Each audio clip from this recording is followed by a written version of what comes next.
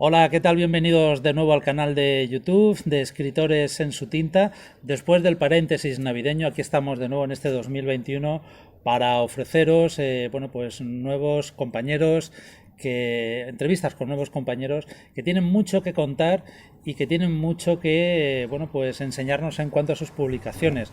Hoy estamos con Virginia Rodríguez Herrero. También, por supuesto, pues una de las componentes de Escritores en su tinta, de las que más tiempo lleva, si no me equivoco. Virginia, muy buenas, ¿qué tal? Hola, muy bien, ¿qué tal? ¿Cuánto tiempo llevas en Escritores en su tinta? Me has pillado ahora que estabas haciendo la pregunta, Bueno, la yo creo que verdad. unos 3 años puede ser 4 aproximadamente, o 4 ya. quizás, ¿verdad? Sí, sí, sí, sí. Bien, bueno, pues vamos a hablar con Virginia, como digo, sobre todas sus publicaciones, que no son pocas, las tenemos aquí, incluso con la última, que ya está a la venta y que tiene un fin, la verdad es que muy, muy bonito. Virginia, cuéntanos, ¿desde cuándo escribe? ¿Desde cuándo esta pasión por escribir de todo? Porque ahora hablaremos. Te conocemos básicamente por los cuentos infantiles, pero hacen mucho más. Sí. Bueno, la pasión por escribir en mi caso no puedo recordar un momento concreto, pero sí que a mí me encantaba escribir en el colegio. Y la verdad es que gracias a una muy buena profe que tuve en tercero, cuarto, quinto de GB, me sembró la semillita y recuerdo pues escribir cositas, cuentecitos, presentarlos a concursos y bueno, ya tenía ahí la inquietud. Importante, ¿eh? Que los profes Y nos tanto, marquen de esa manera, ¿no? y tanto. Para algo tan bonito como escribir y leer también. Exacto, porque además lo hacía muy ameno y hacía muchos jueguecitos y demás, entonces no era simplemente algo que formara parte de los deberes, Sí. sino que te lo vendía, ¿no? De otra forma, lo vivías de otra manera. ¿Recuerdas a parte de la profe que pues te hizo darte cuenta de esa pasión? ¿Algún libro que te marcara que dijeses, yo tengo que escribir cosas como estas? Pues la verdad es que uno en concreto no, pero por ejemplo, si me pongo a pensar, lo primero que me viene a la cabeza es el pequeño vampiro. Ujú. Quizá, ¿no? De los que ya empiezan a calar en ti, que igual era quinto o sexto de GB, y ese tipo de libritos. O los de, ¿sabes? Aquellos que eran de Elige tu propia aventura, Sí. que todavía los tengo guardados. Esos me encantaban, sí, sí. Bueno, aquí la protagonista eres tú, pero tengo que decir que a mí me marcó mucho y tuvo que ver mucho mi profesor también de lengua y literatura, La historia interminable. Ah, mira. También, pero bueno, esa es otra, como dicen en el libro, eso es otra historia y debe ser contada en otra ocasión. Bueno, Virginia, de todos los libros que tienes, cuéntanos, ¿cuál fue el primero? ¿Cómo nació la idea? Cuéntanos un poquito sobre él. Bueno, pues el primero es el eulogio caracol, que está por aquí Sí, debajo. Lo aquí podemos lo tenemos. coger. Ahí está. ¿Qué es este? Ujú. Y bueno, pues este libro nació, este libro que habla de un caracol estresado que llega tarde a una fiesta que están organizando unas hormigas, era paralelo a mi vida. Yo estaba muy estresada, estaba haciendo en ese momento, estaba embarcada en la tesis doctoral, estaba a punto de tirar la toalla y bueno, una amiga, una buena amiga me regaló un libro sobre la lentitud que integré, que me ayudó y bueno, pues ahí nació la idea porque el libro se llamaba Elogio a la lentitud y del elogio a la lentitud nació el eulogio lento, el eulogio caracol. El caracol. Y bueno, pues se cruzó en mi camino una persona que tenía mucha inquietud por ilustrar, Elena, y bueno, pues nos apoyamos la una a la otra para sacar adelante este primer librito. Hablamos de cuentos infantiles, Sí, cuento infantil, ¿no? Pero bueno, que bueno, aun siendo para niños, hay mucho de ti, por lo que estás sí, sí, comentando. sí, sí. Y a mí, quiero decir, yo creo que los cuentos no tienen edad. Muchas veces la gente viene pidiendo un cuento para determinadas franjas de edad, pero francamente creo poco en ellas. Sí, en la medida en que te gusten los cuentos, en cualquier momento. ¿Cuánto tiempo hace ya de Eulogio Caracol? Pues Eulogio Caracol, como puedes comprobar, mi facilidad para recordar las fechas y las cuestiones temporales son muy malas. Pero, joder, ya hace tiempo, ¿eh? Igual ya 7 años, 8 años ya pasaron. Ya ha pasado. Sí. Y sigue siendo un libro muy especial, me imagino, ¿no? Porque la gente te lo sigue pidiendo. Sí, sí, sí, me lo sigue pidiendo, está además traducido a valenciano Sí. también. Esto es un formato nuevo porque cuando nació era más chiquitito Entonces, es que la historia es atemporal. Siempre viene bien recordar que hay que tomarse las cosas con calma. Ya lo creo. ¿Qué vino después de Eulogio Caracol? Bueno, pues después de Eulogio Caracol vino El mágico árbol del zanacotón, que también está por aquí debajo, y en el que continuó trabajando con la misma ilustradora, con Elena, que ella trabaja en formato collage. Entonces, bueno, este libro pues también nace de un momento concreto, de conocer a un niño que escucho en una ocasión en una huerta murciana hablar de que su abuelo vive lejos y que no conoce los melocotones. Y de eso va el libro, de una nieta, de su abuelo y de cómo tratar de que conozca un melocotonero. Y ahí seguimos con cuentos dirigidos a niños, a adultos también, pero básicamente a niños. ¿Y continuaste con cuentos después? No, ahí hubo un Por eso parón, te lo digo. claro, hubo un parón, hubo un explorar otras formas de contar con las tiritas del tiempo, que es poesía, diría yo, aunque no sé bien cómo definir poesía, pero sí, son pequeños relatos en torno al paso del tiempo. Tiene algo que ver con el Eulogio Caracol, por aquello de, ¿no? Pues igual, ¿no? De que el tiempo condiciona nuestras vidas de alguna manera, pero ya digo, ¿no? Pues es más abstracto y aunque seguía con la misma ilustradora, con Elena, pues tiene ese cariz más adulto, vamos a decir. Llevamos ya 3. Llevamos 3. Nos quedan 4. Sí.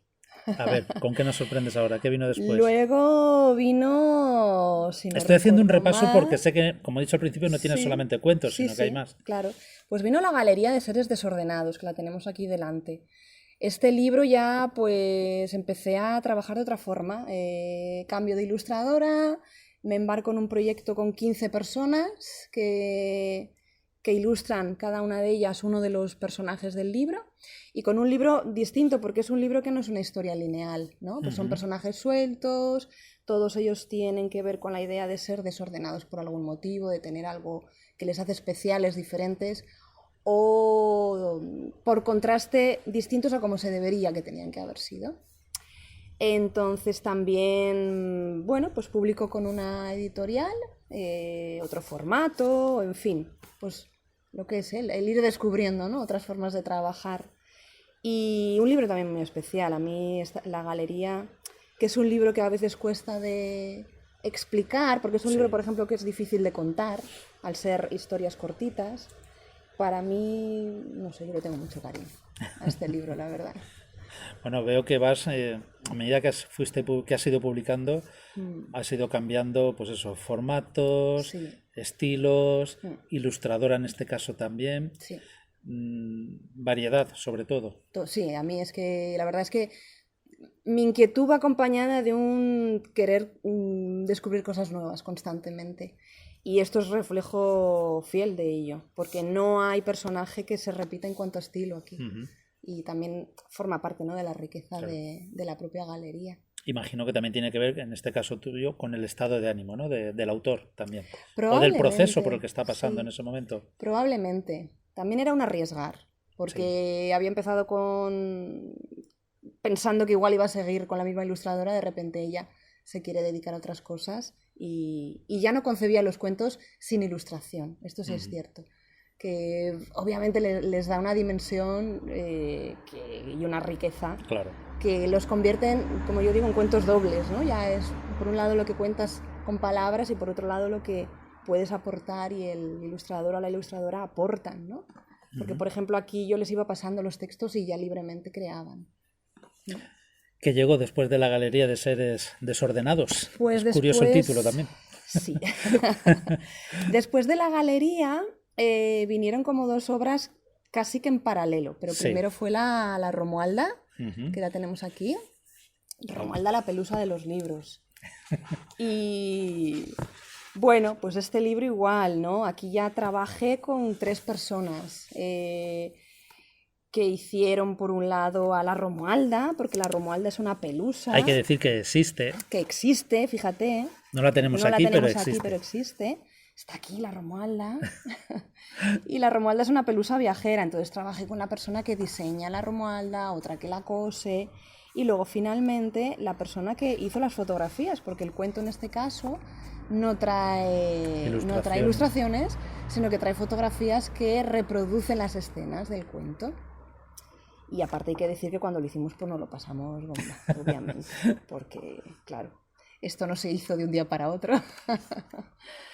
y bueno, pues igual un proyecto pues muy bonito, francamente, que llama mucho la atención. La Romualda está generando muchos clubs de fans, porque en la medida en que cuando podíamos presentar lo presenté, pues las criaturas que venían construían su propia Romualda. Entonces hay muchas primas, hermanas, parientes de ella por ahí. Yo creo que da para hacer una película, ¿no? Sí, Con hijo, Romualda. claro que sí. Directores del mundo, tenéis aquí un gran personaje. Bueno, Sí, pues sí. Romualda la pelusa, La pelusa de los libros. Me llaman mucho la atención de tus libros, por lo menos hasta ahora, los que hemos visto me llaman mucho la atención. No sé si te surgen así un poco espontáneos, o van antes de la historia, van después, o van al mismo tiempo que vas escribiendo. Los títulos. Sí. Pues depende. Sí es cierto que en general sí tiendo mucho a tirar de un título para construir una historia. O de repente me viene la iluminación, francamente. No te sé decir, no hay un patrón en cuanto a los títulos. Son curiosos, ya Sí. lo creo que sí. Bueno, después de Romualda, me imagino, llegó el Relatos, ¿no? Llegó las 42 aceras, sí. Las 42 aceras más la acera de enfrente es un libro de relatos cortos que nace como consecuencia de una colaboración que realicé en el programa de radio de un amigo, Sí. La acera de enfrente, durante un par de años. Durante un par de años donde yo le propuse un reto, que era escribirle un relatito corto para terminar cada uno de sus programas. Un retazo, hay que decir, Sí. porque fueron 2 años.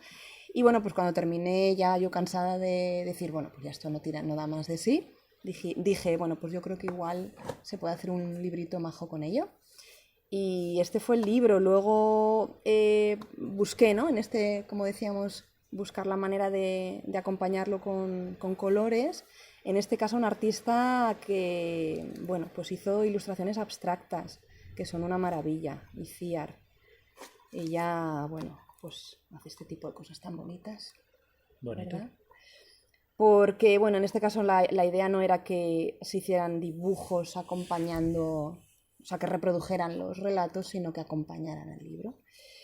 Y bueno, pues quedó eso, un libro pues que es una belleza. He de decir que el libro ahora se está traduciendo a valenciano para ser usado en la Universidad de Alicante como libro de manual en la Facultad de Educación. Interesante, además. Sí, está creciendo mucho también. Imagino que es un libro que tiene que ver mucho con la diversidad de género, ¿verdad? Claro, el programa de radio La Acera de Enfrente es un programa de radio que habla de diversidad afectivo-sexual y la realidad LGTBI, y entonces, bueno, pues todos esos relatos muy simbólicos, muy metafóricos que pululan en el libro están vinculados. Es difícil encontrar en el mercado libros de este tipo que traten ese tema así abiertamente, por decirlo de alguna manera. Quizás difícil encontrarlo en librerías al uso. Luego sí encontramos librerías especializadas o algunas que sí tienen un buen fondo o una buena sección de libros vinculados. Cada vez es, yo creo que más accesible y más fácil. Eso es interesante porque a veces hay personas todavía que lo tienen como un tabú, lo de la diversidad de género, y es algo que es de lo más normal y que no hay por qué bueno, pues tener ese tabú, ¿no? Hablar de ello en privado solamente, no hacerlo en público, o incluso reservarse la opinión por no ser etiquetados, por decirlo así, ¿no? Tampoco hay ningún inconveniente por eso. Sí, no, yo creo que queda mucho trabajo por hacer y mucho que crecer como todo eso sale en los relatos ciudadanía. también. Hay de todo, sí, por supuesto. Bueno, y el último, la novedad. Bueno, pues la novedad la tengo por aquí, es esta de aquí. Que es este, además. Sí. Que es, bueno, pues Corcholisa Torbellina y el mundo, efectivamente. Este libro, bueno, pues si bien la idea más o menos esbozada se la tenía escrita, por lo típico, cositas que tienes por ahí escritas, digamos que se gestó como tal durante el confinamiento. En ese ir yo, pues eso, seguir con nuestras labores y nuestras tareas y nuestros trabajos, iba sacando ratitos para ir dándole forma. puesto que no podía tirar de ayuda en cuanto a la ilustración se refiere, me animé a ilustrarlo yo. Sí es cierto que la ilustración, yo no soy profesional en el dibujo, pues es todo muy sencillo. Son dibujos muy sencillos que tratan de acompañar a este ser, la corcholisa, en su aventura por explorar el mundo, porque en realidad no es una historia tampoco lineal, con principio y fin, sino que son pequeñas acciones cotidianas del día a día Sí. Que cualquier persona, con la que cualquier persona, ser humano, criatura, puede sentirse identificada. Y bueno, pues está hecha con 5 colores, que son los 5 colores de la portada: el negro, el azul, el amarillo, el verde y el rojo.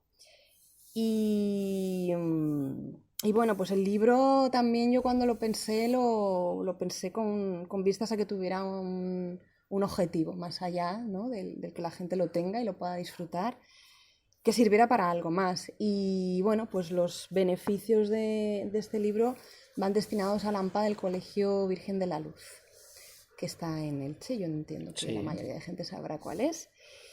Y que estuve allí el otro día, por cierto. Ya lo pudieron conocer y bueno, pues les encantó. Y bueno, pues yo espero que podamos conseguir una cifra importante para poder darles la ayuda que merecen. ¿Cómo surge esa idea de destinar todos los beneficios al Virgen de la Luz? Pues un poco por el vínculo que tengo con una persona que trabaja allí, que hace una labor muy buena tanto dentro del colegio como en otras áreas de su vida, que es Estefanía, y que entre otras cosas trata de hacer reír al mundo, y me parece una labor muy loable. Y porque no sé, porque durante el confinamiento yo creo que nuestras cabezas han estado tan afectadas y muchas ideas se han quedado en el camino, otras han nacido, y quería, ¿no? que tuviera una aplicación, que fuera, pues eso, que sirviera para algo. Que no sé, pues yo creo que en estas circunstancias buscamos ante todo aportar nuestro granito de arena. Ser útiles, efectivamente. Sí. Bueno, está en castellano y en valenciano, me ha parecido ver también. Y en inglés. Y en inglés. Es trilingüe. Es un superándote, por lo que veo en cada libro. Sí, es un cuento que encontramos el texto en castellano grande, en tamaño grande, y nada, y luego siempre que pasamos la hoja está las traducciones un poquito más pequeñas, primero en valenciano y luego en inglés. Entonces, bueno, pues además de disfrutarlo, aprendemos idiomas. Interesante. Y sí. El nombre de la prota pues va cambiando en valenciano y en inglés, porque obviamente había que adaptar un poco el sentido y la sonoridad y demás. Y luego pues la bicha se va apareciendo. Ella va mostrando partes de su cuerpo, las que quiere. Va creando así un poquito de misterio. ¿No veremos el final? No. Para nada. Nos quedamos con el misterio, efectivamente. Y ya está. Con el corazón, además. Con el corazón, sí. Importante, ¿verdad? Poner corazón sobre todo para escribir cuentos para niños.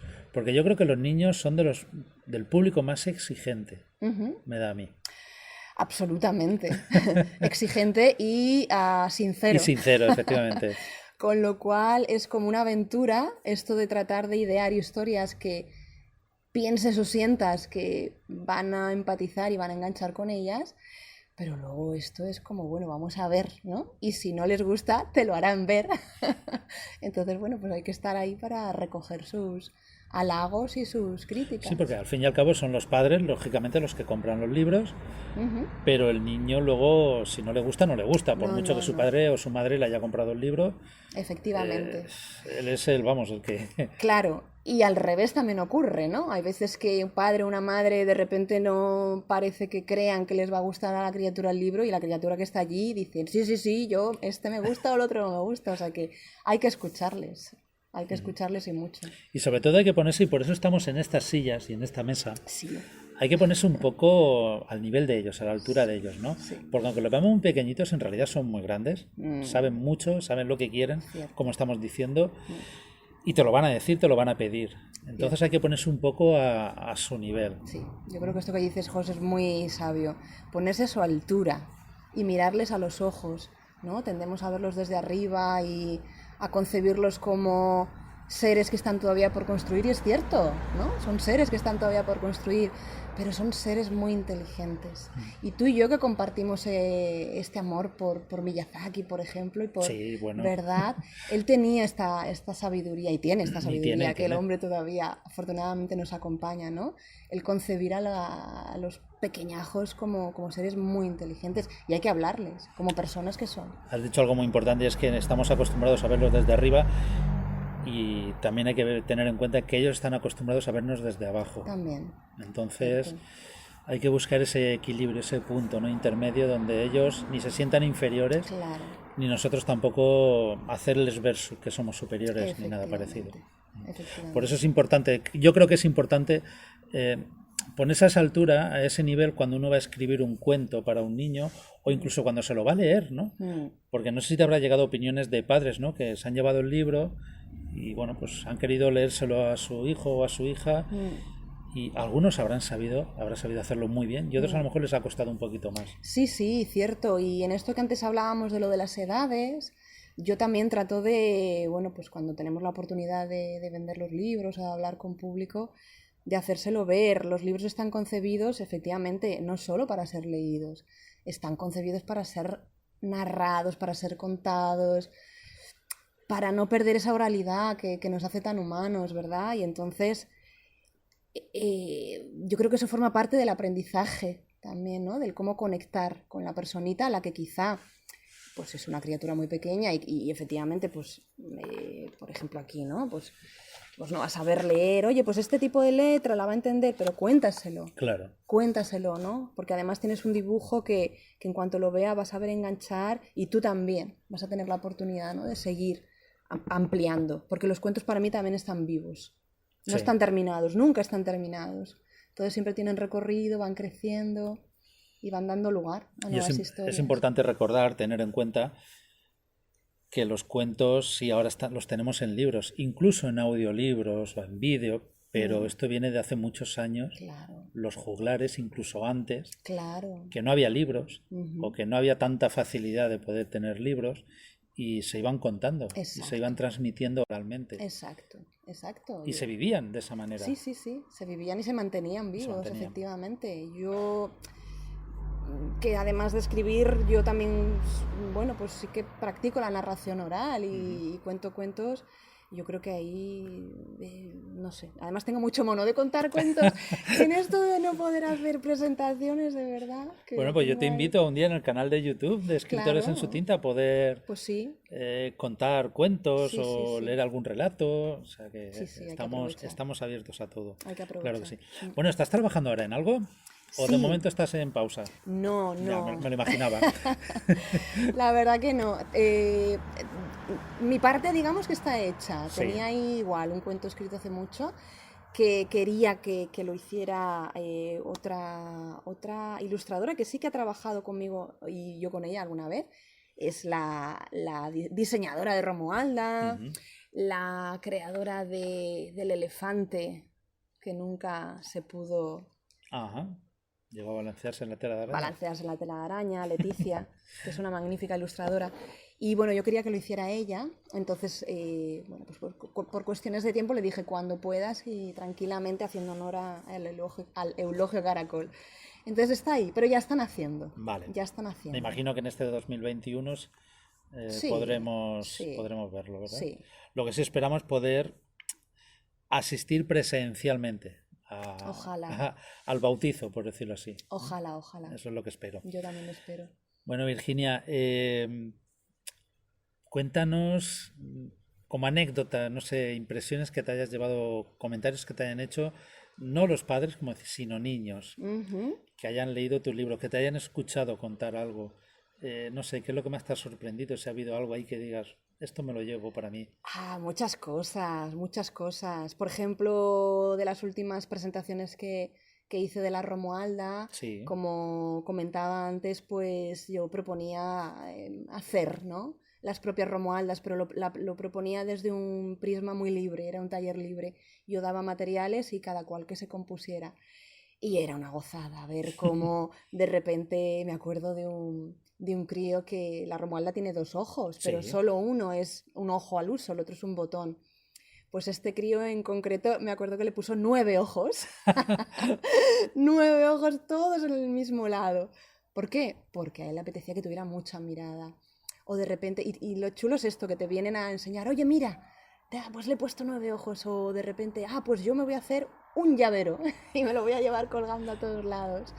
Ese tipo de cosas, la espontaneidad. Claro. La espontaneidad de estar contando algo y que alguien se te acerque y te interrumpa y quiera formar parte de la contada o de la historia y poder integrarla, ¿no? Ese comentario.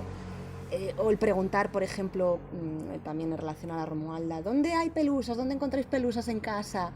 Y me acuerdo de una cría en la biblioteca, en Sí. Pere Ibarra, de levantar la mano en el ombligo de mi tío José. Y se quedó tan Que ancha. no era yo. Y no eras tú. Y preguntó, ¿el tío José está presente en la sala? No, digo, No. bueno, pues, porque si no el pobre... Ya te digo, esa espontaneidad. Yo me quedo con esa espontaneidad, que Sí, me encanta. eso Que es. rompe, porque a los adultos nos rompe. Y tenemos que romper esa rigidez. Sí, a veces estamos demasiado Sí. encorsetados, estamos demasiado y hay que, Sí, hay que sí, soltarse un poquito más. sí. Virginia, cuéntanos dónde te podemos encontrar en redes sociales. Ujú. Bien, bueno, pues desde luego que en la página web de Escritores en Sí, su tinta por supuesto. estoy, en la página web de Letra de Palo estoy y otras editoriales también de otros Sí. libros estoy. Luego en el blog en el que antiguamente yo utilizaba para colgar información, ahora lo uso como página web, que es Aba Contada. Ujú. Y bueno, luego en Facebook y en Twitter también estoy. Bueno, pues como Así siempre, que- y en Instagram también. En Instagram de momento, De momento no. no me da la vida, francamente. Bueno, como siempre digo, debajo de este vídeo, en la descripción están los enlaces a todas las páginas o redes sociales donde podemos encontrar información sobre Virginia y sobre sus libros, que no son pocos, No. todo hay que decirlo, Ujú. y que, bueno, pues tiene que llevar, imagino que tienes que dedicarle mucho tiempo a cada libro, porque que nazca la idea, darle forma, empezar a escribirlo, imagino que modificar, volver atrás, luego seguir, Sí, sí. tiene que ser algo...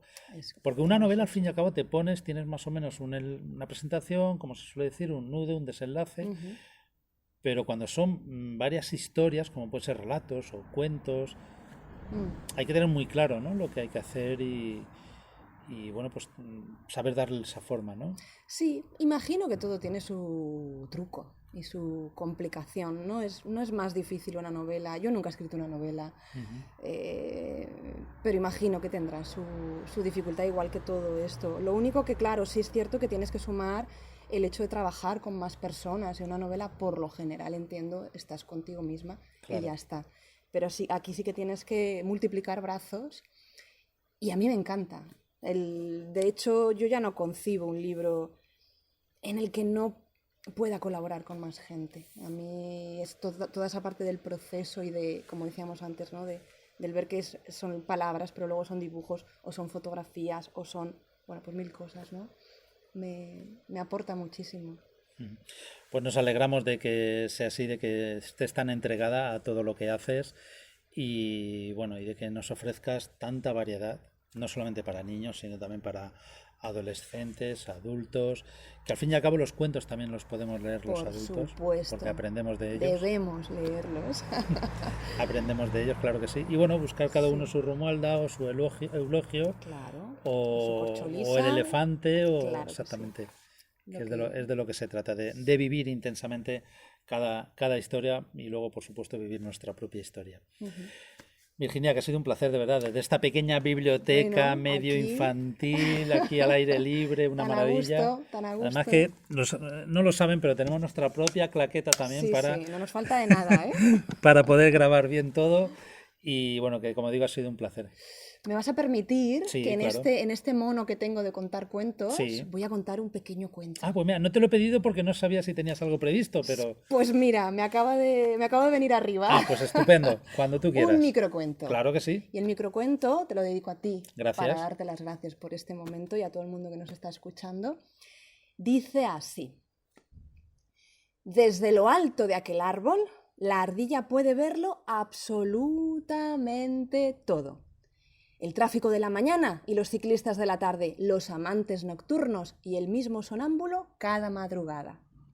Un día, cansada ya de su pequeño mundo, la ardilla salta del árbol, cruza el muro del parque, aterriza encima de un coche, esquiva una bicicleta, presencia un beso y acaba despertando dentro de una avellana. Bueno, no puedo decir nada más. Maravilloso, muchísimas gracias, Virginia. Y bueno, como no podemos darnos besos ni abrazos, por lo menos aunque sea con el codo, Sí. gracias, ha sido un placer. Igualmente, muchas gracias.